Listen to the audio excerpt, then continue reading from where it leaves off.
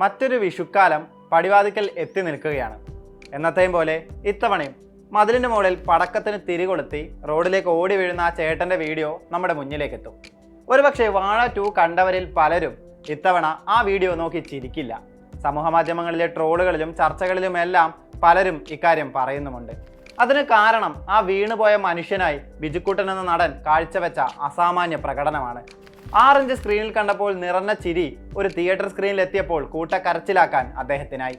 ബ്രദർഹുഡും കൂട്ടുകാർ തമ്മിലുള്ള ബോണ്ടുമെല്ലാം അത്രമേൽ സ്വാഭാവികമായി സവിൻസ അവതരിപ്പിച്ചപ്പോൾ അതിൽ ഒരു പടി മുകളിൽ മികച്ചു നിൽക്കാൻ ബിജുക്കുട്ടൻ, വിനായക്, അച്ഛൻ മകൻ കൂട്ടുകെട്ടിനായി.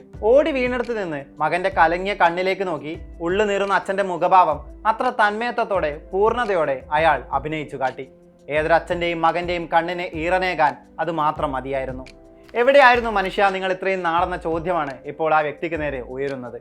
ഒരു തല്ലുകൊള്ളി, നായകന്റെ കൂട്ടുകാരൻ, കള്ളുകുടിയൻ, അങ്ങനെ ഒതുങ്ങിപ്പോയിരുന്നു ബിജുക്കുട്ടൻ എന്ന അഭിനേതാവിന്റെ ഇത്രയും നാളത്തെ അഭിനയ ജീവിതം.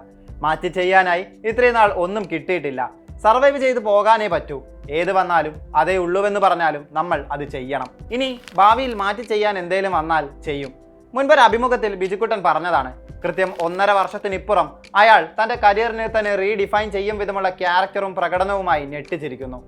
ഓരോ നോട്ടത്തിലും വാക്കിലും ഭാവങ്ങളിലുമെല്ലാം നമ്മൾ ഇന്നേ വരെ കണ്ടു ശീലിച്ച ഹാസ്യ നടനിൽ നിന്നുള്ള പ്രകടമായ മാറ്റം. ഏതൊരാളും കൊതിക്കുന്ന പിതാവായി ഒരു നോവ് ബാക്കി വെച്ചാണ് അയാൾ ആ കഥാപാത്രത്തെ അവതരിപ്പിച്ച് തീർത്തത്. ആ നടനിൽ നിന്ന് ഇന്നോളം കണ്ടിട്ടില്ലാത്ത പെർഫോമൻസ്. മിമിക്രി വേദിയിൽ നിന്ന് മിനി സ്ക്രീനിലേക്ക്, സിനിമയിലേക്ക് എന്നും ചിരി മാത്രം തന്ന ഒരു പിടി കഥാപാത്രങ്ങൾ. ചോട്ടാ മുംബൈയിലെ സുശീലൻ, ആടിലെ ബാറ്ററി സൈമൺ, കുഞ്ഞിരാമായണത്തിലെ ഭീകരൻ, അടികപ്പ്യാരെ കൂട്ടമണിയിലെ ദാസപ്പൻ, ഗോദയിലെ കൊലമച്ചാൻ, അങ്ങനെ തമാശ റോളുകളിൽ തകർത്താടിയാണ് അദ്ദേഹം മലയാളി മനസ്സിൽ ഇടം നേടിയത്. ബിജുക്കുട്ടൻ ചെയ്താൽ മാത്രം വർക്കാവുന്ന തമാശകളിൽ അയാൾ നമ്മളെ പൊട്ടിച്ചിരിപ്പിച്ചു. ചോട്ടാ മുംബൈയിൽ കുപ്പി പൊട്ടുമ്പോഴുള്ള സീനിലെ എക്സ്പ്രഷനും അടികപ്പ്യാരെ കൂട്ടമണിയിലെ പാട്ടും, എന്തിന് ആൻമേരിയ കലിപ്പിലാണിലെ മാലാഖിയായുള്ള വരവും വരെ ഇന്നും പ്രേക്ഷകരുടെ നർമ്മബോധത്തിന് ആനന്ദം പകരുന്നു.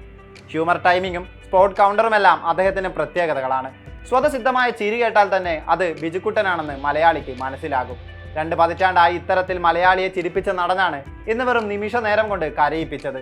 റിയാലിറ്റി ഷോയ്ക്കിടെ വന്ന ഒന്നും പറയാനില്ലെന്ന ബിജുക്കുട്ടൻ ഡയലോഗിന് സമാനമായ പ്രകടനം. ലഭിച്ച കഥാപാത്രങ്ങളെല്ലാം ഗംഭീരമായി അവതരിപ്പിച്ചപ്പോഴും തമാശ കഥാപാത്രങ്ങൾ ചെയ്ത് ഓവർ യൂസ്ഡ് എന്ന ബോധ്യം അദ്ദേഹത്തിനുണ്ടായിരുന്നു.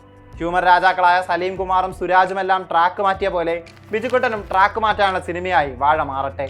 മലയാള സിനിമ ആ ടാലന്റിനെ ഇനിയും കൂടുതൽ എക്സ്പ്ലോർ ചെയ്യുമെന്ന് പ്രതീക്ഷിക്കാം. റീൽസിലൂടെ സിനിമയിലെത്തിയ ഹാഷിർ ടീമും മറ്റെല്ലാവരും തന്നെ പക്കാ മീറ്റർ പിടിച്ചാണ് വാഴ 2-ൽ പെർഫോം ചെയ്തത്.